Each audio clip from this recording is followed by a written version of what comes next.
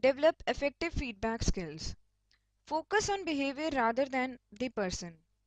Example: on a number of occasions you started speaking before she had finished, rather than you are clearly a bully who is totally uninterested in other people's point of view. Acknowledge that all behavior can be changed. Keep feedback impersonal. Keep feedback goal oriented. Make feedback well timed. Ensure understanding. Be clear about what you want to say. Use positive language that suggests that any problems are time limited, situation specific, and capable of a solution. For example, you can provide feedback of a conversation stating like, just at the moment you don't. In this instance, you seemed you haven't yet worked out a way of, next time you might want to, etc. Be specific. Avoid general comments and clarify pronouns such as it, that, etc. Be descriptive rather than evaluative. For example, for a particular incident, you can speak like, did you know you tapped your pen on the table all the time she spoke, rather than stating it like, it was really irritating to hear you tapping on the table. Own the feedback. Use I statements. For example, I noticed, I saw, I heard. Be very careful with advice. People rarely struggle with an issue because of the lack of some specific piece of information.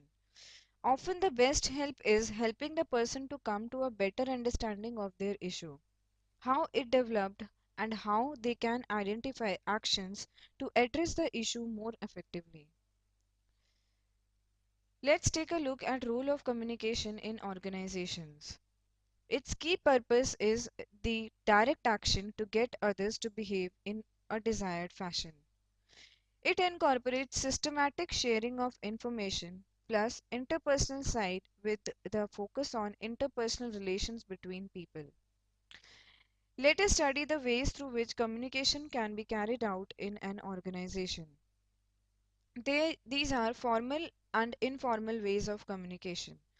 Formal communication is the process of sharing official information with others who need to know it, according to the prescribed patterns depicted in the organizational chart. Downward communication is carried out for instructions, directions, orders, feedback. Upward communication for data required to complete projects, status reports, suggestions for improvement, new ideas. Horizontal communication incorporates coordination of cooperation. Informal mode of communication in an organization is sharing without any formally imposed obligations or restrictions. If an organization's formal communication represents its skeleton, its informal communication constitutes its central nervous system. Informal communication includes grapevine. An organization's informal channels of communication based mainly on friendship or acquaintance.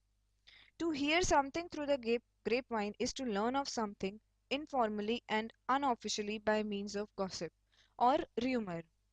The usual implication is that the information was passed from one person to other by word of mouth, perhaps in a confidential manner among friends or colleagues. It can also imply an overheard conversation or anonymous sources of information. For instance, I heard through the grapevine that Brad was getting fired.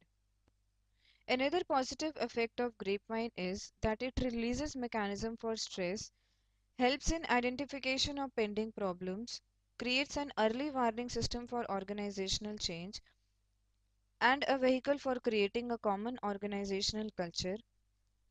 And through the grapevine, desired information can be circulated quickly to a large group of subordinates unofficially.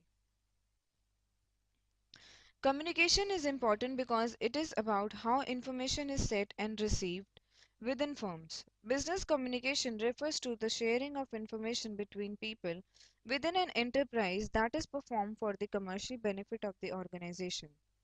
In addition, it can also refer to how a company shares information to promote its product or services to potential consumers. The way information is communicated is often governed by how firms are structured. Communication in organizations follow paths or channels. Communication between managers and subordinates is known as vertical communication. This is because the information flows up and down the hierarchy. Let's take a look at forms of business structure. First is pyramid. Here, the staff has a role, shared decision making is done, and specialization is possible.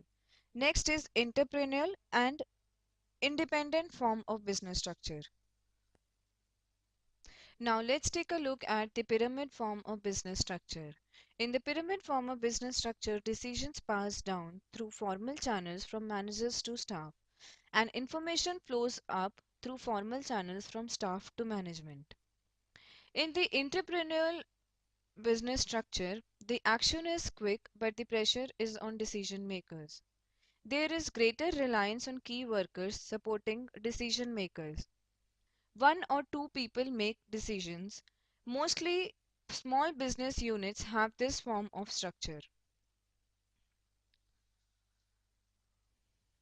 This was all about how to develop effective communication skills.